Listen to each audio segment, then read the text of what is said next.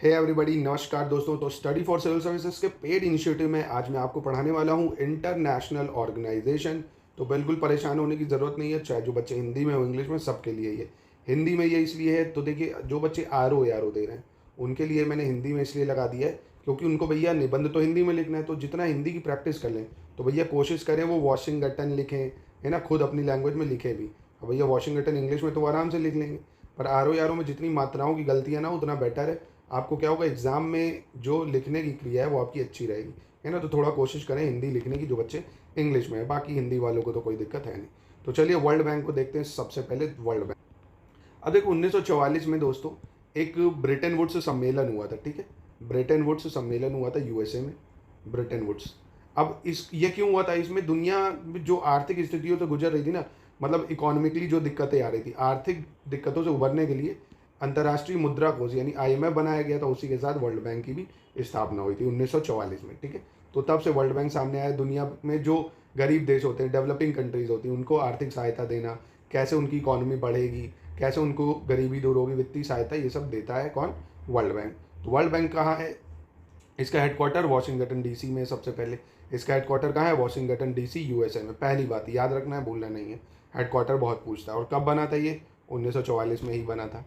कितने सदस्य हैं इसमें? 189 सदस्य हैं। कितने? 189। और वर्तमान अध्यक्ष कौन है? अजय बंगा जी हैं, ठीक। इतना जो आपको याद रखना है पहले तो ये वर्ल्ड बैंक 1944 में बना, वॉशिंगटन डीसी में हेडक्वार्टर है, 189 सदस्य हैं। और अभी बताया ब्रेटन वुड्स सम्मेलन के द्वारा बना था, आईएमएफ के साथ मिलकर दोनों लोग। और विश्व बैंक समूह 5 अंतर्राष्ट्रीय संगठनों का समूह है जो मतलब वित्तीय और सहायता देता है और वित्तीय सलाह भी देता है। सिंपल सी चीज़ है जो याद रखना है। अब बात आती है भैया कि 5 संयुक्त राष्ट्र के सदस्य देश जो विश्व बैंक के सदस्य नहीं है, ये इंपॉर्टेंट है बहुत। मतलब संयुक्त राष्ट्र सदस्य देश मतलब ये 5 देश ऐसे हैं जो यूएन के तो मेंबर हैं। किसके मेंबर है? यूएन के तो मेंबर हैं, पर वर्ल्ड बैंक के मेंबर नहीं है। आपको ये कंट्रीज मैप में भी मैं दिखाऊंगा। शायद आपने, मुझे लगता है कि ये कंट्रीज कभी सुनी भी नहीं होंगी। एक तो अंडोरा, आप चौंक के हैरान होगा भी, मैं आपको मैप दिखाऊंगा। क्यूबा तो सुना होगा आपने, क्यूबा, लिस्टेनस्टीन, मोनाको और उत्तर कोरिया। ये आपको 5 देश याद रखने। कौन कौन से?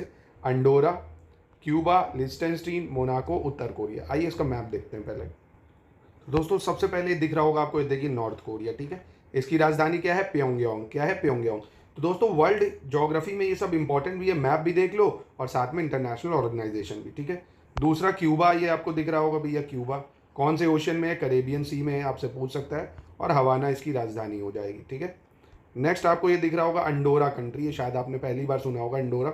अंडोरा आपको दिख रहा होगा फ्रांस और स्पेन के बीच में पायरनीज जो माउंटेन होते हैं वहाँ पे अंडोरा है ये, ठीक है। ये अंडोरा है, अंडोरा देश। ये यूरोप का बहुत ही स्मॉलेस्ट कंट्री है, ठीक है। याद रखिएगा इसको, काफ़ी महत्वपूर्ण है ये। फिर आपको ये मोनाको दिख रहा है, मोनाको जो पूरी तरह से फ्रांस में आता है। मोनाको, उसकी राजधानी भी मोनाको ही है। ये यूएन का सेकंड स्मॉलेस्ट कंट्री है ना।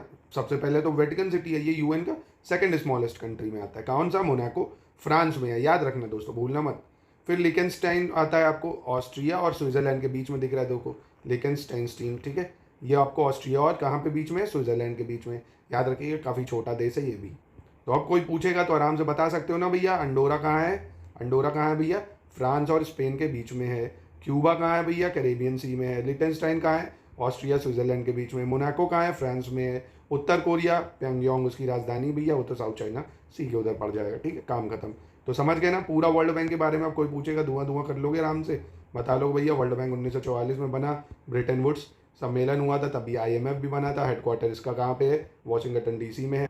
और ये 5 सदस्य देश हैं जो इसके मतलब 5 यूएन के जो देश हैं वो इसके सदस्य नहीं है। बात खत्म। अब मोस्ट इंपॉर्टेंट बॉडी यूएन या संयुक्त राष्ट्र, ठीक है। अब ये बहुत इंपॉर्टेंट है, 24 अक्टूबर 1945 को बना, इसीलिए हम लोग 24 अक्टूबर को यूएन डे भी मनाते हैं। 24 अक्टूबर को क्या मनाते हैं? यूएन डे भी मनाते हैं, याद रखना भैया। इसका हेडक्वार्टर कहाँ है? न्यूयॉर्क में है। वर्ल्ड बैंक का कहाँ है? वॉशिंगटन डीसी, यूएसए में तो है, पर यूएन का हेडक्वार्टर कहाँ है? न्यूयॉर्क में, यूएसए में। इसमें कितने सदस्य हैं? 193 सदस्य हैं। और इसका जो महासचिव है वो कौन है? एंटोनियो गुटेरेस, जो कि पोर्तुगल से हैं। ये सारी जानकारियाँ बहुत इंपॉर्टेंट है, ठीक है, याद रखिएगा दोस्तों। अब संयुक्त राष्ट्र जो नाम है, वो जो यूएसए के राष्ट्रपति थे कौन? Franklin D Roosevelt. कौन थे? फ्रैंकलिन डी रूजवेल्ट, उन्होंने इसका नाम दिया था। अब देखिए यूएन के 6 पार्ट हैं, मतलब यूएन की 6 बॉडीज़ हैं यूएन की। आइए उसको ट्रिक के सहारे मैं आपको याद करवा दूंगा दोस्तों।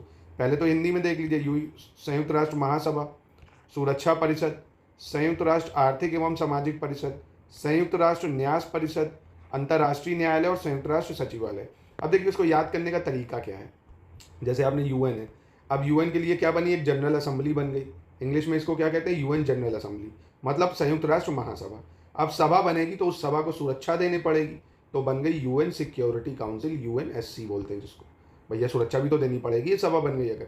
अब सुरक्षा दोगे तो खर्चा होगा, सुरक्षा दोगे तो खर्चा होगा, तो बना UN economic and social council, है ना, मतलब संयुक्त राष्ट्र आर्थिक एवं सामाजिक परिषद। सिंपल सी बात, समझ गए होगे ना भाई। पहले सभा बनाई, सभा बनाओगे तो सुरक्षा दोगे, सुरक्षा परिषद बनाओगे, सुरक्षा दोगे तो पैसा खर्चा होगा, यानी आर्थिक और सामाजिक परिषद बनेगी। और आर्थिक और जब सामाजिक परिषद बनी तो उस समाज के बीच में ट्रस्ट भी तो होना चाहिए, तो यूएन ट्रस्टशिप काउंसिल बनी। क्या बनी, यूएन ट्रस्टशिप काउंसिल, जिसको न्यास परिषद बोलते हैं। भाई समाज के बीच में ट्रस्ट भी तो बनता है, ठीक। अब जैसे ही कोई ट्रस्ट तोड़ेगा तो वो अंतर्राष्ट्रीय न्यायालय में जाएगा, मतलब उसको कोर्ट में भेजा जाएगा, तो इंटरनेशनल कोर्ट बन जाएगा भैया, है ना, ठीक है। तो वो इंटरनेशनल कोर्ट ऑफ जस्टिस में जाएगा। अब जैसे ही यहाँ से बरी होगा तो वो सेक्रेटरीट बन जाएगा भैया, बहुत बड़े पद पे। कौन बन जाएगा, सेक्रेटरीट। तो ये 6 बॉडी हैं भैया, भूलना मत कभी, बहुत पूछता है एग्जाम में कि संयुक्त राष्ट्र के 6 अंग कौन से। तो संयुक्त राष्ट्र महासभा यानी जनरल असेंबली, सभा बनेगी तो उनको सिक्योरिटी देनी पड़ेगी, यूएन सिक्योरिटी काउंसिल बनी।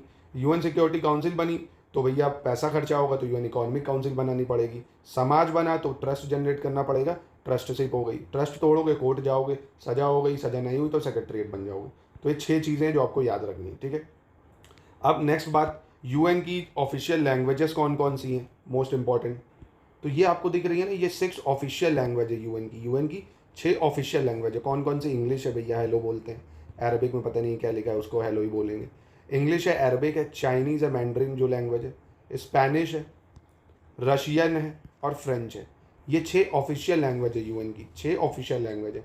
और आपको दोस्तों यूएन के 5 परमानेंट मेंबर तो पता ही होंगे कौन कौन से हैं भैया। यूएसए है, फ्रांस है, रशिया है 3, ठीक है, चाइना 4 हो गया, और 5वां कौन है, यूके। ये 5 परमानेंट मेंबर भी याद रखना, ठीक है, अभी पढ़ाऊंगा उसको। अभी आप ये याद रखो कि 6 ऑफिशियल लैंग्वेज कौन कौन सी हैं। इंग्लिश है, अरबिक है, चाइनीज़ है, स्पेनिश है, रशियन है, फ्रेंच है, ठीक है। ये 6 ऑफिशियल लैंग्वेज है यूएन की। 6 ऑफिशियल लैंग्वेज और 6 यूएन की बॉडी भी है। हेडक्वार्टर कहाँ है, न्यूयॉर्क यूएसए में। बना कब था दोस्तों, 24 अक्टूबर 1945, ठीक है। और इसकी एग्जीक्यूटिव लैंग्वेज यानी कार्यकारी भाषा पूछ लेगा तो अरबिक को हटा देना बस, ठीक है। समझ गए ना, ये इंपॉर्टेंट डिटेल है काफ़ी ज़्यादा। अंग्रेजी, रूसी, चीनी, फ्रेंच, स्पेनिश, अरबी, ये सब इसकी क्या है, संयुक्त राष्ट्र की आधिकारिक भाषा है। अरबी को हटा दो, बाकी 5 कार्यकारी भाषाएं यानी एग्जीक्यूटिव जो बॉडी, मतलब एग्जीक्यूटिव लैंग्वेज है। कौन सी एग्जीक्यूटिव है, अरबिक को हटा दो बस, ठीक है। समझ गए, आई होप समझ गए होगे ये।